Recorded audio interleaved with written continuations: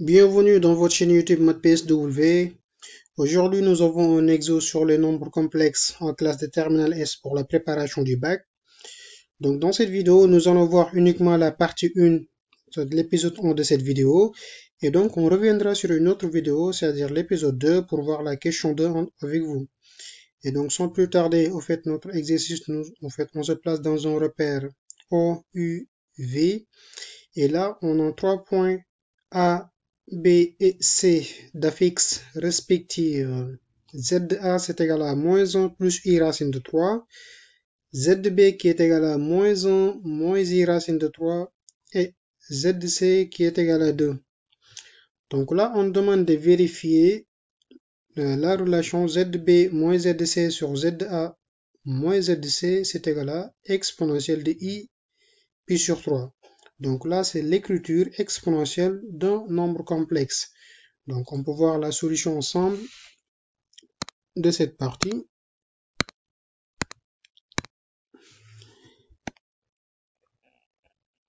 Donc en petit a, on demande de vérifier la relation ZB moins ZC sur ZA moins ZC, c'est égal à exponentielle de I pi sur 3.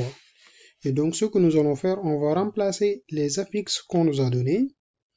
Donc on aura ZB moins ZC sur ZA moins ZC. Ce n'est rien d'autre que pour ZB, c'est moins 1 moins I racine de 3 moins 2 pour le ZC. Et pour ZA, c'est moins 1 plus I racine de 3 moins 2 pour le ZC. Et on va sommer les parties réelles et les parties imaginaires de part et d'autre. Donc on aura moins 3 moins I racine de 3 sur moins 3 plus I racine de 3. Et donc là, on peut factoriser par un moins 1. Et donc on aura 3 plus I racine de 3 sur 3 moins I racine de 3. Et donc une fois arrivé à cette étape-là, il faut multiplier par l'expression conjuguée du dénominateur au numérateur et au dénominateur. Et donc on aura 3 plus I racine de 3 facteur de l'expression conjuguée du dénominateur. Donc ça nous donne un 3 plus I racine de 3 divisé par 3 moins I racine de 3 multiplié par son expression conjuguée, c'est-à-dire 3 plus I racine de 3. Et donc là, il ne reste qu'à développer les deux expressions qu'on a au numérateur et au dénominateur. Et donc là, on remarque qu'on a une identité remarquable A plus B, facteur de A plus B. Donc ça va nous donner un A plus B au carré. Et pour le développement, on aura 3 au carré, ça va donner un 9.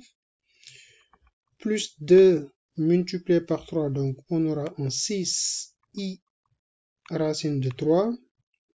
Maintenant, moins ou bien plus i au carré, racine de 3 au carré qui nous donne un 3. Et donc, on va remplacer la valeur de i au carré dans l'expression suivante. Et donc là, on a un a plus b, a moins b, facteur de a plus b, donc c'est a au carré moins b au carré. Et donc, on aura 3 au carré qui nous donne un 9. Maintenant, moins I au carré multiplié par 3. Et donc là, on aura donc 9I au carré. Donc on aura 9 plus 6I racine de 3. I au carré égale moins 1. Donc on aura un moins 3 sur 9. Maintenant, moins facteur de moins 3 parce que I au carré égale moins 1. Et donc là, on pourra simplifier cette expression qui nous donne un 6 plus 6i racine de 3 sur 9 moins fois moins, ça nous donne un plus. Et donc, on aura 9 plus 3 qui nous donne un 12. Et là, on pourra séparer la partie réelle et la partie imaginaire de ce complexe. Et donc, on aura 6 sur 12 qui est la partie réelle, plus i, 6 racine de 3 sur 12 qui est la partie imaginaire. Et en simplifiant ces deux fractions-là, on aura 1 demi plus i racine de 3 sur 2. Et maintenant, pour rappel, au fait, l'écriture exponentielle d'un nombre complexe, donc exponentielle de iθ, c'est cos de θ plus i sinus de θ. Et donc là, on voit qu'au fait, ici, sur notre complexe, on a un cos de θ plus un i sinus de θ. Maintenant, reste à voir quel est l'angle θ, au fait, dont le cosinus est égal à, dont le cos de θ, qu'on ne sait pas encore, est égal à 1 demi, et le sinus de θ, donc, est égal à racine de 3 sur 2. Et donc là, en regardant, au fait, les valeurs, dans la table trigonométrique, donc, on verra que ce n'est rien d'autre que l'angle pi sur 3. Donc, il satisfait cette relation-là. Et donc, on peut dire que notre expression, du coup, c'est égal à exponentielle de i pi sur 3. I pi sur 3. Et donc, on peut réécrire cette fonction, cette expression du moins, en disant que ZB moins ZC sur ZA moins ZC, c'est égal à exponentielle de i pi sur 3. Donc, à présent, on peut regarder la deuxième question. Donc, pour la deuxième question, le petit b, on demande d'en déduire la nature du triangle ABC. Donc, comme on nous a demandé de déduire, donc on va forcément utiliser l'expression qu'on vient de montrer. Et donc, pour la nature du triangle ABC, nature de ABC, donc là, on va utiliser l'expression qu'on vient de montrer, ça ZB moins ZC sur ZA moins ZC, c'est égal à exponentielle de pi sur 3.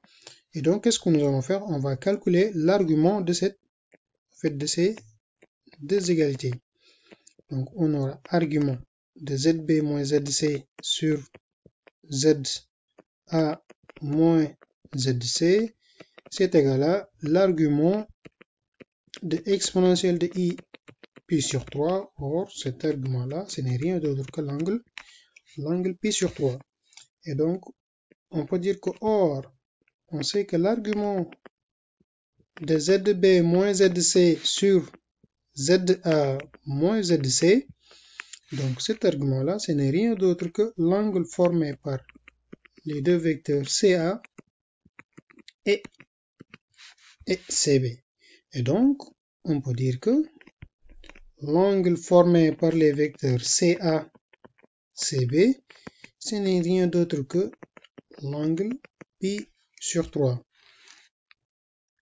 Donc, de plus, qu'est-ce qu'on a de plus comme information? On sait que ZA, c'est égal à l'expression conjuguée de ZB, c'est-à-dire ZA, c'est égal à ZB bar. Donc, ici, on peut le remarquer. Donc, sur, en fait, là, notre ZA, c'est égal à, donc, c'est égal à moins 1 plus i racine de 3, et le ZB, c'est égal à moins 1 moins i racine de 3, donc les deux complexes sont conjugués. Ainsi, donc, cela signifie quoi? Cela signifie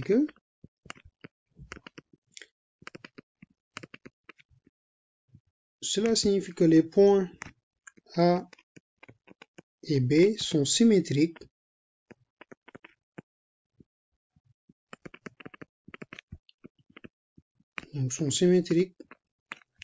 par rapport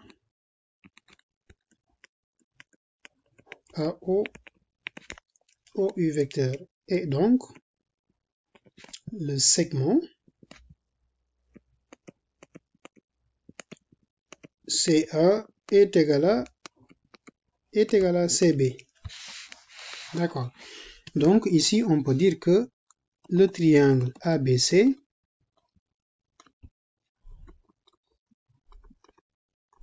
est isocèle en O.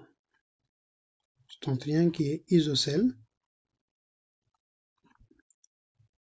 au point C, puisque CA est égal à CB et que l'angle Donc là, en fait, on a une information sur les distances. De plus, ou bien on peut dire que comme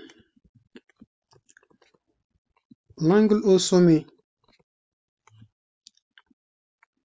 de ce triangle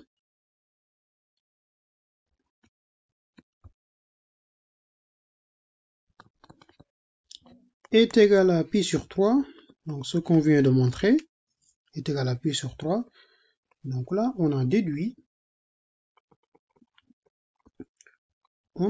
que le triangle ABC est équilatéral.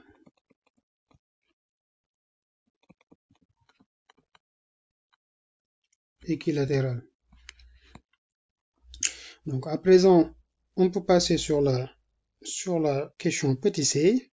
Donc en petit c, on demande de déterminer le rayon et on demande de déterminer le centre et le rayon du cercle gamma 1 circonscrit au triangle ABC. Donc en petit c, donc on veut avoir le centre et le rayon de gamma 1, donc qui est circonscrit au triangle ABC. Donc on sait que gamma 1 c'est un centre. Donc on va dire soit Z l'affixe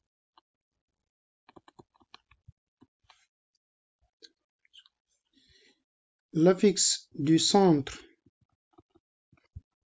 de gamma 1 et donc on va déterminer notre Z. Or, on sait que comme le cercle il est circonscrit au triangle ABC, donc l'affixe du Z ça sera ZA plus ZB plus ZC divisé par 2. Et donc on aura quoi? On va remplacer uniquement les affixes qu'on nous a donnés. Donc moins 1 plus I racine de 3 moins 1 moins I racine de 3 et plus 2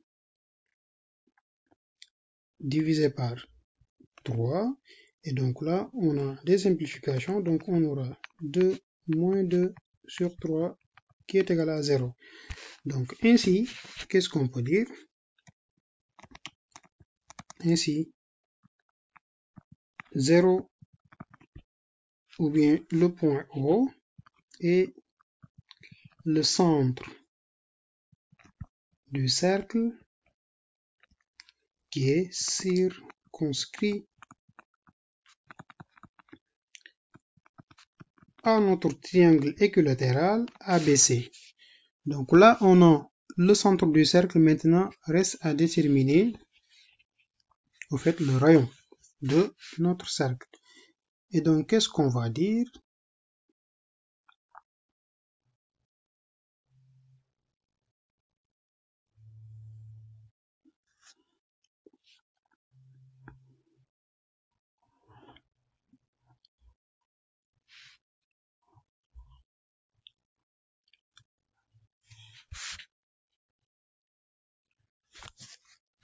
Donc, on a déterminé le centre de ce cercle. Maintenant, il nous reste à déterminer le rayon du cercle. Et maintenant, on peut dire que le rayon